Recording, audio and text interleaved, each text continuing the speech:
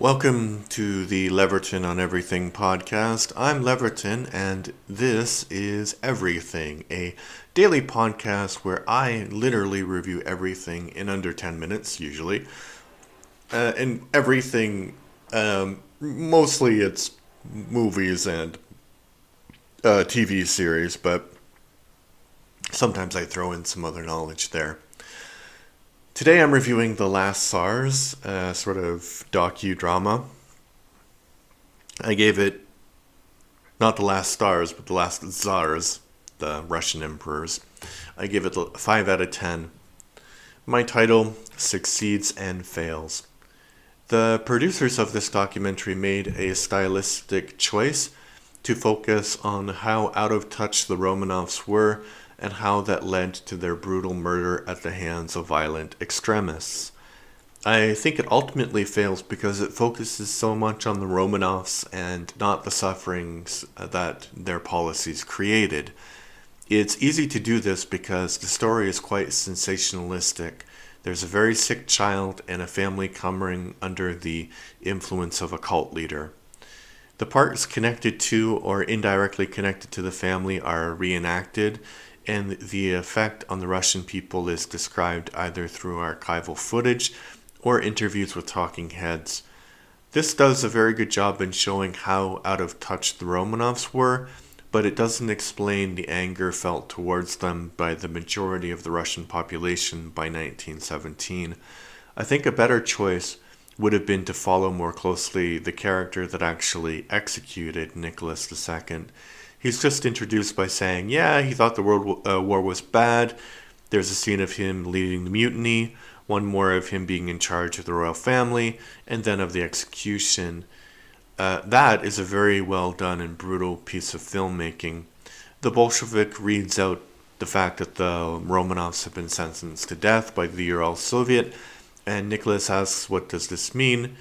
You've been sentenced to death. Then he is shot brutally in front of the eyes of his wife and children. If you want to know more about the Russian Revolution, this might be a good beginning step. Although, if you want a more in-depth explanation of it, there's a podcast called Revolutions by Mike Duncan, and he really goes into detail about all of the aspects of this story. He has different seasons, so I don't remember how many episodes the Russian Revolution one is, but it's like 40, 50, 60, something like that. You get like a really in-depth look at it. And I'm not done this podcast also, but I really, so that focuses on, the Revolutions podcast focuses on all of the background and stuff. But I think sometimes when we live through history, we kind of just experience events in a much shallower but not necessarily superficial way. And there's a podcast called The History of the 20th Century, and I'm right now in the beginning of the First World War, so I don't know how they will treat how he'll treat the Russian Revolution.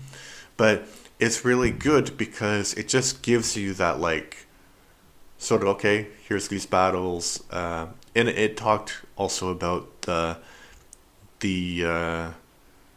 Russo-Japanese War and the revolution in 1905, because that's the crazy part, right? Like, Russia embarked on what would be a horrible war, and in the beginning they didn't do too badly. They made one blunder because they could have actually captured Berlin, but they didn't. But so I think they did better than people thought they would do in the beginning. But it's crazy that only 9 years before there was like this fundamental revolution that nearly overthrew the regime, and they're like, yeah, 9 years, everything's fine, let's go have this great war, great in quotation marks.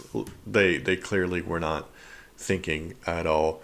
It'd be kind of like if Vladimir Putin just randomly stopped the war in Ukraine and then decided to attack China for whatever reason. Like, yeah, that's That's kind of not gonna end well for you. Yeah, so it's quite an interesting story, and I would recommend this documentary and the podcast that I mentioned. Another podcast that I would recommend is Death by Disney. It's my podcast where I review Disney movies in a chronological order. A little bit different than this topic of this one, but you might like it. Oh, I'm gonna try and remember a bad joke. So, killing French vampires is very difficult. It's a really painstaking experience.